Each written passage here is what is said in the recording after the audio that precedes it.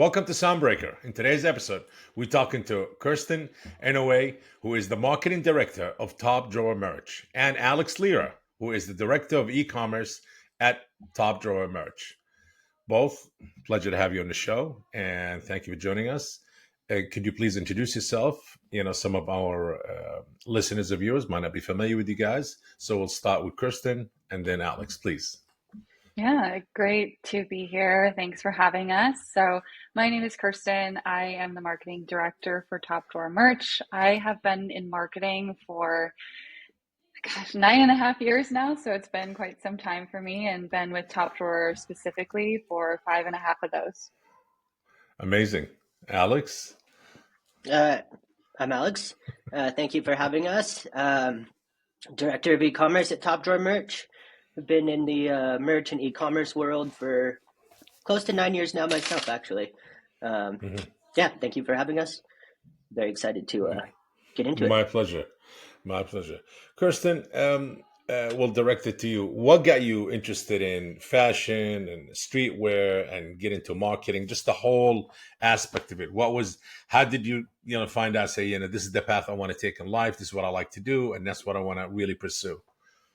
Yeah, so I think as a kid, I'd always been interested in fashion. So, my original degree is actually in fashion design. And so in order to convince my parents to allow me to do fashion, I told them I would get a 4-year degree. And so I went to FITM, the Fashion Institute of Design and Merchandising, did design, and then I got my undergrad in business management.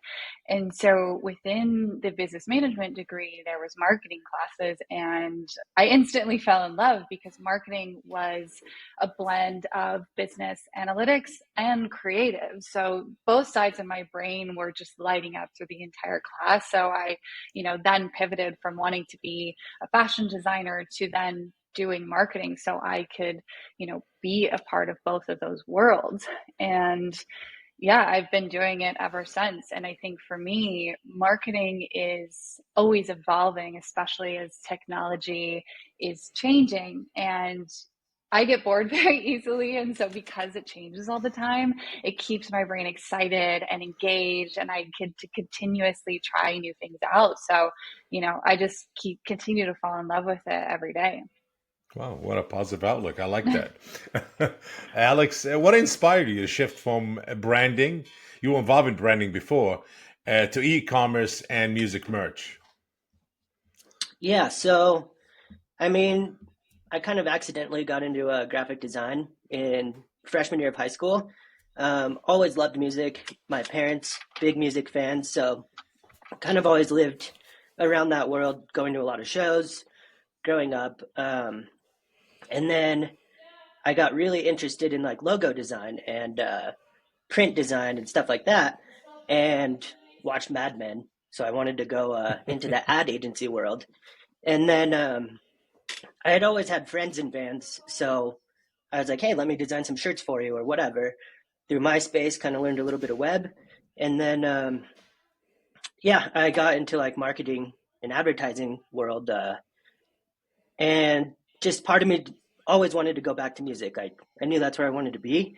So then I kind of accidentally got into e-commerce through that. Just I was building WordPress sites, then I learned Shopify, and I was like, wait a second. These bands put so much into their like music in the artwork, but then the website doesn't have the same like level of detail. And so that's kind of how I found my lane there. Oh, amazing. Just quick question, a thought that came to me is merch still, I mean, either one of you could answer first, Kristen or Alex. Is it a big part of branding, or it's that phase kind of faded away? Like I know at one time, even influencers, everybody have their own merch and everybody their own brand. First thing they did when they created a website and I mean, especially influencers, I say, because I was working with a lot of them, and merch was a big thing for them. Every influencer had their own. Is it oversaturated? Or it's still a big part of branding? Yeah, I think that, in a way, it has become oversaturated. And so which is kind of where Alex and I have the unique opportunity to really help enhance the merchandise experience. So it's not just about putting out a t-shirt with a logo or a name. It's, Yes. I think generations now care more about what's the story behind it, what's the brand behind it, what's the meaning behind it. And so that's where Alex and I can step in and create those moments, whether it's around loyalty programs or, little things to the way we think about marketing to the music industry. And specifically, the fans are the most important things to the artists, right? So how Mhm. can we reward the fans for being loyal to this specific artist, so we get to have fun and be able to do that of like, hey, we're going to give you some cash back for shopping with us, or surprise you with this experience on the website that we're going to build out. So again, I think it's become oversaturated. So again, it's really just about those special experiences around the merchandise and not just the t-shirt itself. Mm. Is there like a thin line if an artist or an influencer or celebrity having their own merch or having their own line? Is there now the thin line? As you said earlier, you said, yeah, it's not about a T-shirt or a cap or a hoodie and just slap a logo on it or a name. It becomes like just another car wash. Oh, come see us, or dentist or orthodontist, all of that. So they going the extra mile and say, you know what, let's make it more fashionable. Let's make it more my brand as an artist or as an influencer, what would I wear? So how would I, kind of, they went a bit further and say, let's design it to what I would wear. Let's make it more trendy, more fashionable. Yeah, we've seen this as long as it's authentic to the artist, right? It's, I Yes. think you can kind of tell when, Yeah. someone's making something just to make it. But like, Tyler, the creator, for example, he created Golf Wang, which is a totally separate Yeah. merchandise business from his, artist merch itself. So, Yeah. when the artist, again, like you pointed out, there's something that they would wear, something that they're passionate about, it's authentic to them. I Yeah. think that artists can be successful in curating their own brands if it is authentic, if it relates to their customer, things like that. So, Amazing. Um, Kristen, how did Instagram help you shape your personal brand? yes, thinking about Instagram, especially when I first started in my career, and I graduated in 2014 from my undergrad, social media had just started to gain traction where you were able to actually do social media as a job. And so I was super excited because throughout college, I was networking with different photographers and people within school and building up that personal brand. So in a way, it kind of became the new business card, right? So Mhm. instead of, especially when I moved down to LA, there's such a social scene here as well. And within my industry in social media and marketing, people aren't asking you for a business card or your email. As people my age at that time were like, hey, what's your Instagram? So I was able to network through that platform and connect with people. And as I was doing that, I was working in the streetwear industry. And so I was going to these events where I was meeting owners of streetwear brands. And so being able to connect with them on Instagram, for example, I was able to keep up with their lives and see how they're utilizing the platform, which further, in my opinion, further enhanced my personal brand because I got to learn from the best of the best. And as time has evolved, I don't actively use Instagram as much anymore. It's more personal for me, but I still like to use it as a way of, market research. It's still very prevalent in the industry, of course. So I'm going to be on it and utilize it to see what market trends are happening. And, but I just kind of stepped away from I was doing fashion blogging and things like that. So I stepped a little bit away from that and became more interested in just the usability of the platform. So, and again, it kind of is a learning tool for me now, is the way I look at it. Mm. Alex, you kind of pursued a different direction with artists, and you said, "Hey, you know what? I need to start pushing artists from or to switch from Squarespace to Shopify." Yeah. Yeah. So coming from that brand marketing world, Yeah. that was a very big disconnect that I saw right off the bat. Mm. Um, like kind of coming from also just the lack of detail on the web experience. But then Correct. you have you have like the artist main site, which has tour dates, content, whatever. But then you have to drive people to a Shopify store. So I'm like, why is that a thing? Get off Squarespace, centralize, have one hub, merch, content, everything. Less bounce. I mean, it's pretty easy to spot. And also everybody was using the same Squarespace template, Easy to which I manage, one understand. ecosystem. Yeah, yeah. Yep. And a lot of managers were doing that for their artists themselves. So they're doing a million other things. Um, yeah, the big crusade that I went on, centralize commerce, content, one-stop shop. Amazing. Yes. I mean, it makes a lot of sense. Definitely it does. My next question was for Kristen. What most excite you about marketing and the process? And I think, and I have the answer already, because you get bored easy and there's a lot of changes and it always changes it. So I think I did answer, you answered that.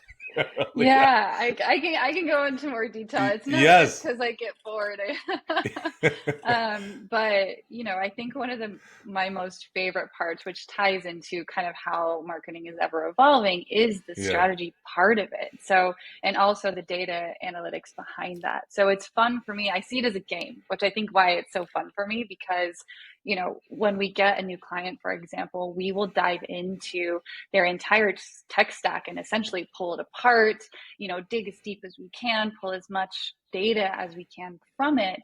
And it is our jobs to put it back together in a creative and new way. So for myself, and I know for Alex, him and I will just get in there and get our hands dirty. And that's kind of fun for us to be able to do that Yes. over and over again, right? Because we work with a lot of clients and a lot of different clients too. So, we work across various industries. We have clients mostly in the music industry, right? We have music festivals and artists, but even within that ecosystem, it's different genres from electronic music to hip hop to rock, and they're all very different. And then that is also different from our lifestyle brands, the action sports, the celebrities. So we get to kind of take all of these pieces and put them together, and have fun with it, essentially. You know, you guys deal with a lot of artists, independent artists, Alex, Kirsten, and do you feel that a lot of independent new artists who come into the game, sure, they got to focus on their craft, on their album, on their artwork, that represent really the song and their image and all of that, and make sure the song is really up to par as far as the sound. But do you think they neglect one of the biggest driving forces in the industry, marketing? They think it's about, oh, let me put out some links, put the album cover or the single cover on my social media here and there, put a little bit on TikTok and this and that, and it's done. Do you think they really neglect, and later they realize they need to kind of go back to the drawing table and invest in marketing, hiring people like you and Alex? Yeah, I think that, when we first work with a lot of these artists, especially the up Yeah, and coming ones, yeah, you're right. They're not as familiar with marketing strategies. But I think where we have been able to find success is understanding, this is not a brand. Their main focus is not going to be to sell the merchandise. It's secondary to them. The music is the most important piece. So correct. for us, understanding that and being able to work around that, where we don't want to be too promotional, we don't want to have those traditional like buy now sale graphics and be too in the consumer's face about it. So we've developed a lot of strategies where it feels very organic to discover the merch. So, and it's one of my favorite trends and advances that's been happening over the last few years is social commerce. So we're able to get on YouTube, get on Spotify, where those fans are already existing within that ecosystem, and they get to see the merchandise organically. With Spotify specifically, if it's a new album that has come out and we made album merchandise, the merch will be underneath that specific album. So we create a more organic experience where, yes, it is marketing. We are marketing to them, but it's in a way that's not overly promotional. And because I think when artists think about traditional marketing strategies, it is that like big flashy advertisement that they don't want to do. And so by explaining to them like, hey, no, that's not what we're doing here. Sure, we do the paid advertising, things like that, but these are all the ways that we can reach your customers without it being, in the forefront of the promotion. Hmm. Interesting. Alex, Also, well, can I please. can I add to Yes, that just a absolutely. little? Yes, A yes. big thing too, Kirsten and I pay a lot of attention to like the new platforms and technology that's coming out. Um, and so a big part of our job with artists or managers too is providing that education of why it's important to use XYZ platform and what it can do for them. Hmm. Which goes back to like the data conversation from earlier. We put that in front of them, and then they kind of open Hmm. up, and then we can collaborate and get creative together and work as a team to push these efforts out. Which Kirsten and I love that. Hmm, interesting. Do you guys see? I'm sure you both heard a lot of artists now. It's all about empowering artists, independent. A lot of artists that want to sign to major labels. A lot of there's all type of DIY distribution platforms. So they said, hey, you know what? We're gonna just record our own music. We're gonna own our own masters, and we're gonna do our own marketing. Do you see an increase in business? A lot of independent artists also coming in and say, hey, I have no label. I'm just my own uh, just independent solo. That's it, and I want to do my own marketing. So, do you guys see a lot of artists coming in now, less than before? I mean, more than before because of many artists don't want to sign to independent label or major labels? I haven't seen any major shifts personally. Hmm. Hmm. We've always, I think, because we've had a blend of up and coming artists and larger artists. So, there is some that come in independently. And it's actually kind of fun because we get to work directly with the artists themselves and speak to them, and they have their hands in the creative, which again makes it more of a special Hmm. experience because they know what they want visually, and instead of having to go through five people, we can go directly to the source and they can say yes or no, and it kind of speeds up the process of getting things approved. Hmm. But I haven't seen any major shifts, at least on our end yet, on that front. But we've experienced both, and I think both can work in their own ways. Amazing. Alex, let's talk about you leading the campaign for Wu Tang and Death Row. Um, It must have been I interesting and technically, exciting. yeah, oh yeah, for sure. That was Wu Tang is a bucket list client. Um, Yeah. Technically didn't lead the whole campaign, but they had contacted me um, because they had only been licensing out their logo to other brands and whatever, and they wanted to take back the ownership of their brand and their merchandise and own it fully, kind of getting out of that like major label style ecosystem. Um, and yeah, that was when I saw the email come in, I about passed out. But with well, and also like the best part of that too was speaking to them. First of all, I got to tell them about my basement Wu Tang tattoo, which that won me some points with them. But they just gave free reign for whatever I wanted to do, so that Hmm. was also a tremendous honor. And that came behind Death Row. We had some friends that had taken over the management of their label or something like that, or their commerce portion, and it was right in their anniversary period. So they tapped us in, said, "Hey, we have this brand refresh, going to launch some exclusive merch, a whole bunch of stuff. Do you want to build a store?" Of course, I said yes instantly. And I knew the guys who did the rebrand, so building it out was super easy. All great assets. Apparently, I didn't speak to the Death Row guys myself, but apparently they were very stoked on it, which was it was a good feeling for sure. Great. Great. I mean, I like what you guys do beside the marketing that you handle the tech side of the marketing and the branding and the Shopify, where a lot of artists kind of get caught in the minutes like, okay, I don't know who to hire, what to do. And so you Mm-hmm. guys say, hey, don't worry, we're going to handle the whole thing for you, which is pretty unique, I would say. Um, Kristen, you came from a fashion background, obviously, and you talked about it before earlier in the conversation. And do you feel that it really helped you a lot in your music marketing? Yeah, so kind of going back to that point of how Yeah, merch has evolved over time, right? Where it's not just correct. about putting out any merch, it's about creating a story. same as a brand is, so I again kind of came in at this unique moment where it was needed to create brands for these Yeah. artists themselves. And so, bringing my traditional brand marketing background to music, it just felt like a seamless transition. And again, we want to continue to foster that community and constantly give back to the fans. And it's, I think our competitive advantage is around utilizing those traditional marketing strategies and applying them to music in our own creative way. Because when I've seen other merch companies, promote merch for artists, it is very traditional where they throw it up on the site, they send an email, and that's kind of the extent of it. And so it is, I think where Alex and I work so well together, because he has a marketing mind as well. And I've, worked for small companies, so I have some e-commerce knowledge as well. So together, we get to create these cool experiences. Hmm. Kristen, um, can you share some of your successes of strategies that boosted an artist to success? Yeah,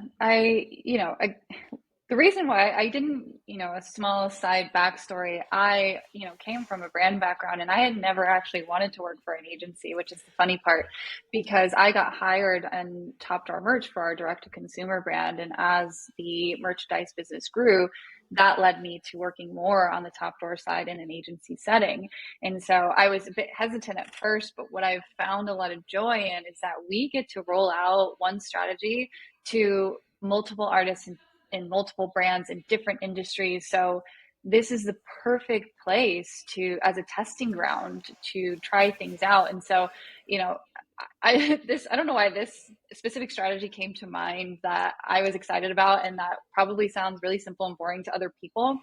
But, when thinking about abandoned cart, it's usually the traditional, you abandon the cart, you get an email, maybe another email with a discount. It's very simple, straightforward. There's not much to it. And so what I like to do, back to the whole puzzle piece thing, is we like to get very segmented and make sure that we're being strategic in the way that we talk to the customer and at the right moment and sending them the offers that they need. And so we decided to separate the abandoned cart into cart values. So, under $50, above $75, and we would tailor that depending on the store, looking at average order value, and then going from there on what we thought was appropriate for kind of the lower end of the cart value and the higher end. And so for the higher cart values, we, Shopify installments had just launched as well. And so Mm. we added a little snippet of Shopify installments where they could pay for this large cart value over a period of time. Something that seems very simple, but we wanted to make sure that that was known and available to the customer. And we put it at the top of the abandoned cart email in the second step to say, hey, if you'd like, there's this option for you. And we rolled that out across all of our clients. And we saw in some scenarios a 400% increase in sales coming from that Wow. abandoned cart alone. And so, again, it's just exciting for us to be able to say, oh, it's not an anomaly. It's not just this one artist that this strategy works for. We're able to confidently say, hey, this made a large impact across everybody's abandoned cart. And so, again, it seems like such a small, trivial, strategy, but it's something that excites me because I'm like, oh my God, we got to see that it worked and it worked well. So, I think that was one of those moments where it was, a success. It's always about that in the end of the day. But yes, amazing. It is a success. Yes. Um, Alex, how do you, make the Shopify store experience for artists? How do you enhance that? Or how do you help I artists to mean, enhance their Shopify, store experience? yeah, so being that we're a very like data-driven company, um, we keep a pulse on just the e-commerce industry and direct-to-consumer brands.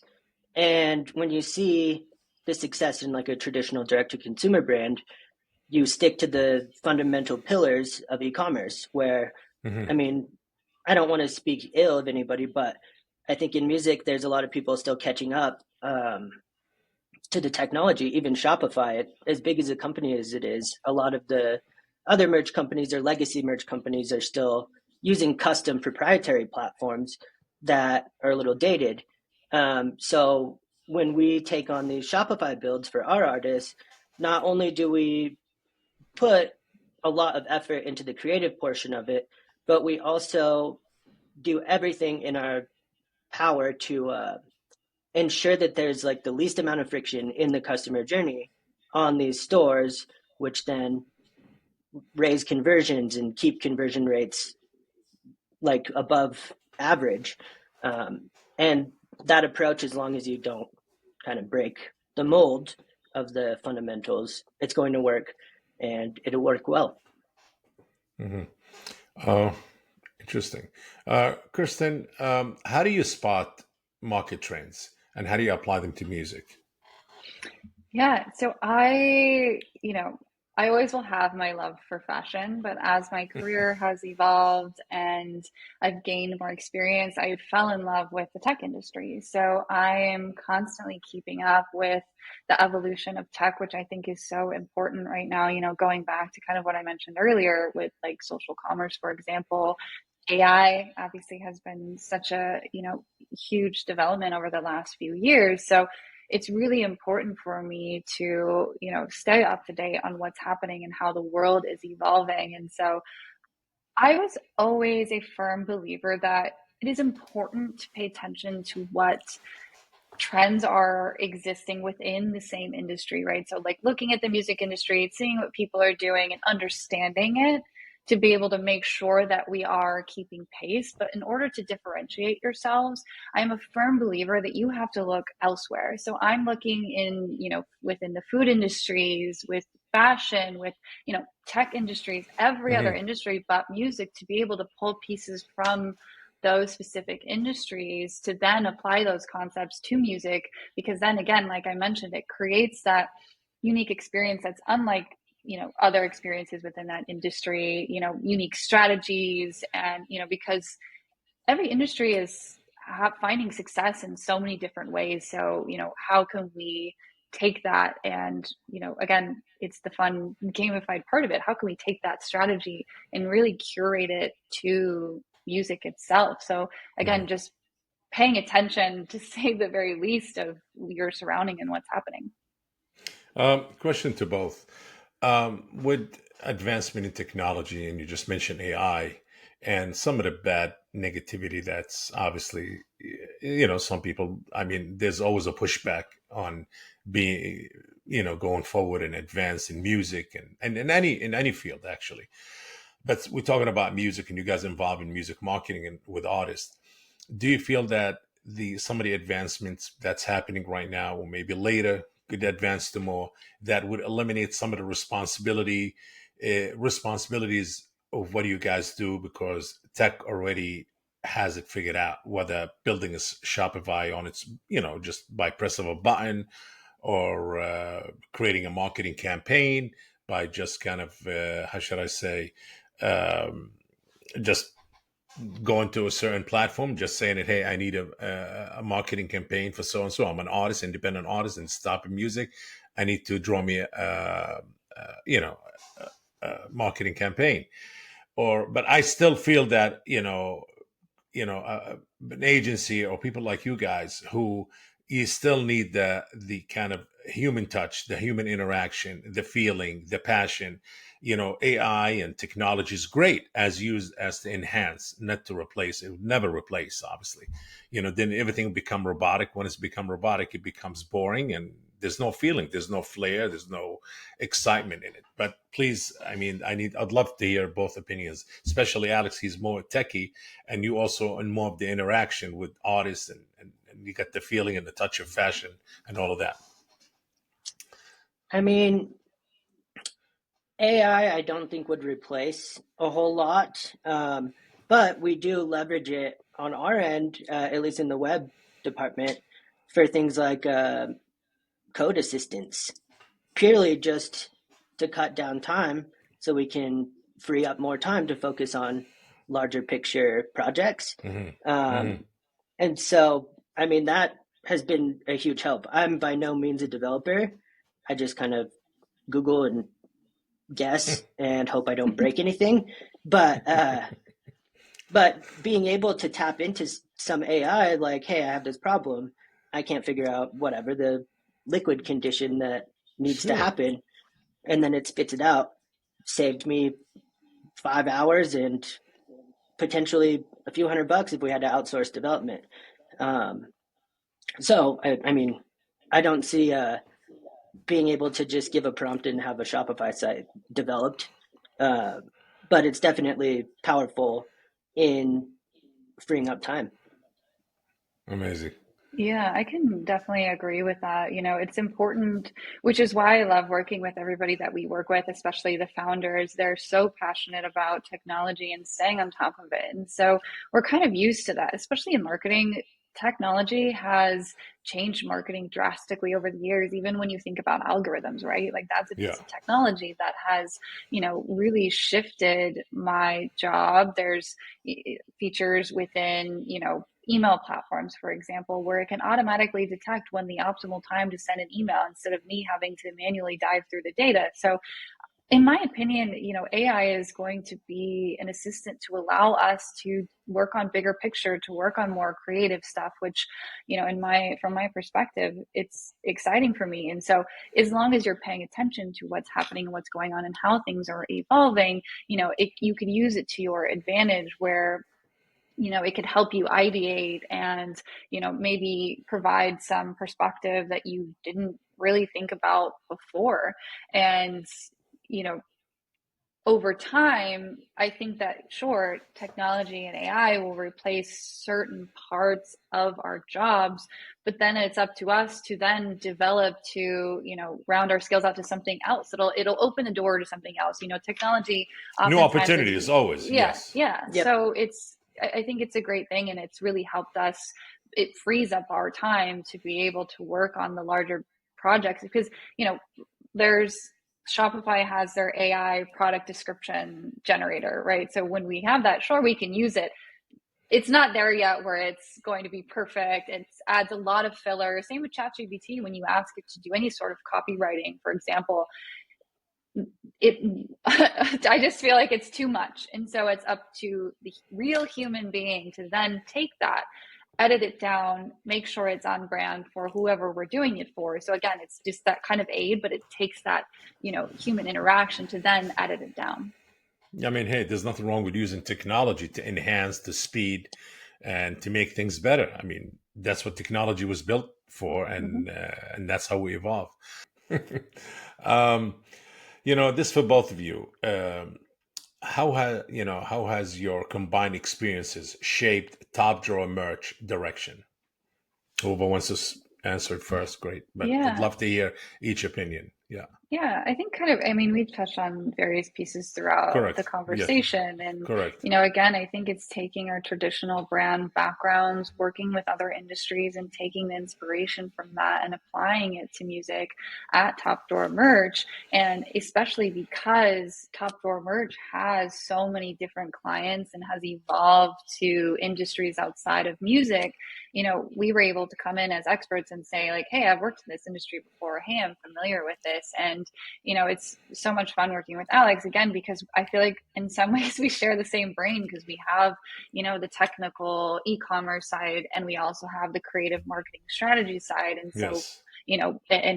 he works mostly on the e-commerce side, so he's an expert there. I work more in the marketing side, so I'm an expert there. So we can speak each other's languages, and we can then work together to say, how do we create strategies to then pitch out to clients that make sense for them, where we're covering our bases? Because I think oftentimes larger companies, the departments are too separated, and especially with e-commerce and marketing, it's really important to have synergy and work cross-functionally with one another on a daily basis. We're chatting throughout the entire day, and again, like, I think that just creates a seamless experience for the consumer, for the artist to then relay to their fans, things like that. So it just, it's really helps create that synergy overall for everything. Cool. Um, Yeah, and further, because we do share a lot of the same knowledge, granted, Kirsten's much more smart than I am in marketing. Um, when we get all of these ideas put together, fully fleshed out, pitch them out, it gets approved between both of us, or both of our departments, we're able to get them integrated into the stores, which, I mean, before I had come into Top Drawer full time, there was a little bit of just bandwidth issues in getting some of these platforms integrated into the sites. So now we're able to take everything start to finish relatively quickly, depending on what it is. But because we have kind of the same knowledge and same ideas, we get creative, we get the concepts going, and then we're able to actually execute at the end, which, I mean, it's been a big, it's been successful for us at Top Drawer and our artists because of that, because we are like a small agency. Yes. Kristen, have you ever came across a situation where an artist came to you and you guys were handling the marketing for them and say, hey, I want a merch, but I just don't want just any merch. I want something more. I want to come up with a simple line and call it a merch, where you would have to roll up your sleeves and go back to your fashion design and say, okay, let me scratch my head here, see what we can come up with. Obviously, you'll work with the artist. Have you come across a situation like this or not really?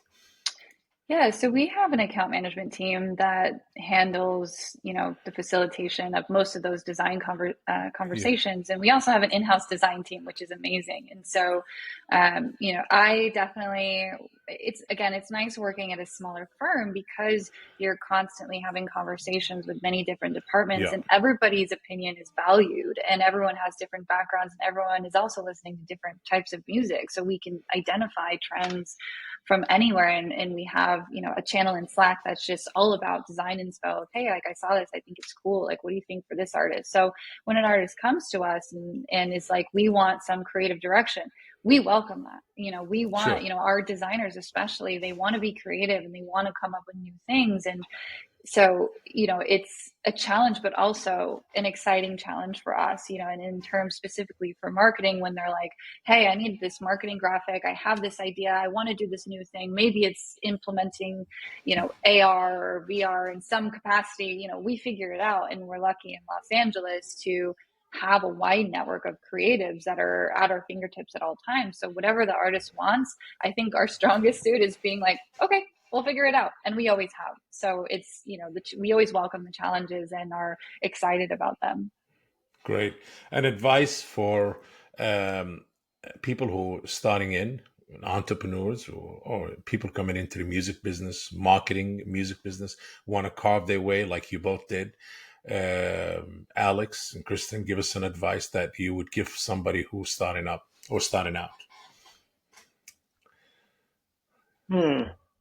It's tricky because when you're starting in music, there's so many avenues you can go down, whether it's management, A&R, label, or graphic design, whatever, web marketing. It's you, and you also kind of have to wear a lot of those hats when you Correct. get into somewhere. Like, a lot of merch companies are relatively small, and so, I mean, at the first company I worked at, I was doing all the e-commerce, all the product building and management. Had to learn how to do advertising stuff. Had to learn email marketing. So I guess the advice I would give is get into something like that where you can try multiple different things at once and find what speaks to you the most and what you're most passionate about, and take all the knowledge that you can and then go focus in on one thing. Mm, I think now more than ever, it's probably more important to really master one craft versus trying to be a jack of all trades. I see a lot correct. of people burn out really quick during going that route. So that would be my main advice.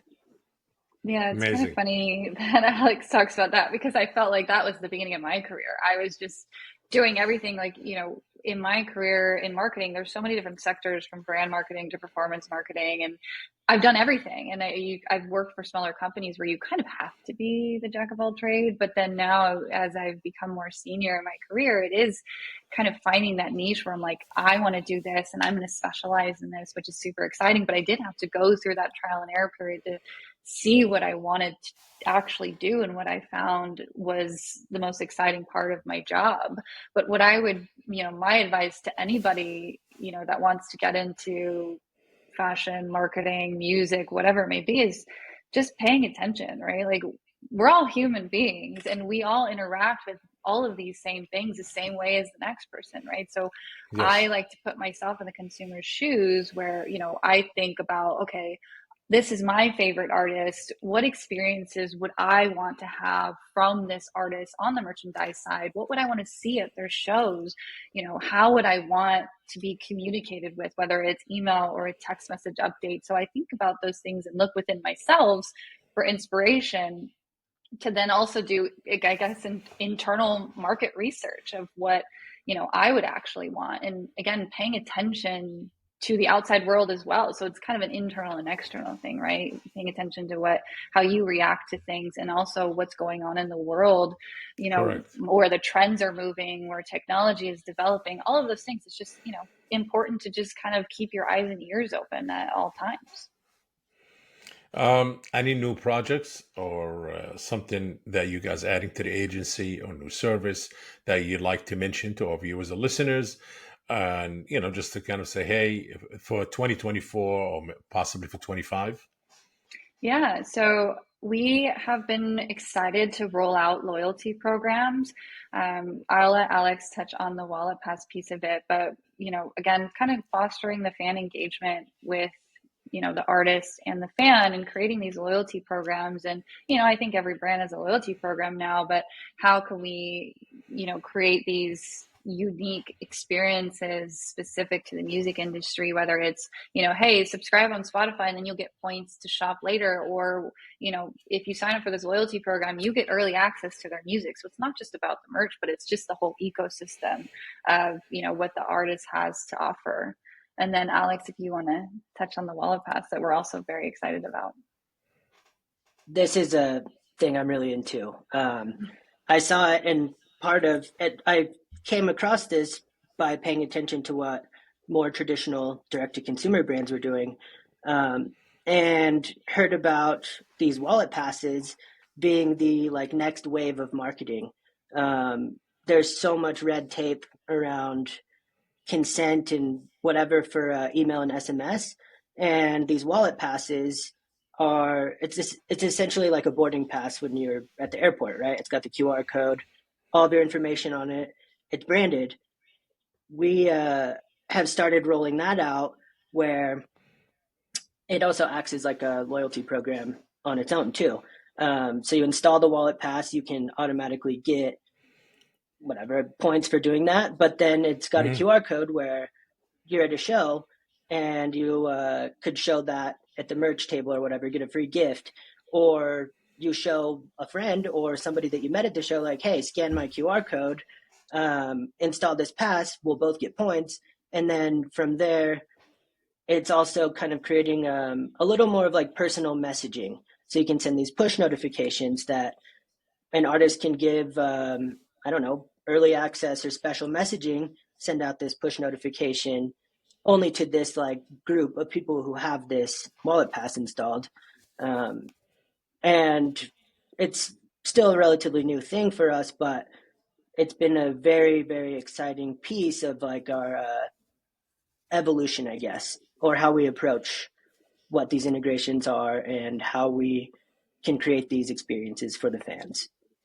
Yeah, I Amazing. think to Yes. build on top of that, one last piece to it as well is you're also able to send geolocation push notifications. So it's really important for us to tie in the physical experience of the shows, the concerts, the festivals with the e-commerce. How do we communicate back and forth? And so that allows us to say, hey, like, send a push notification when they're at the show, like, hey, like, here's a secret link to this, online collection that's only available for the people that are attending the Red Rock show, for example. So it's, we're just constantly driving traffic back and forth.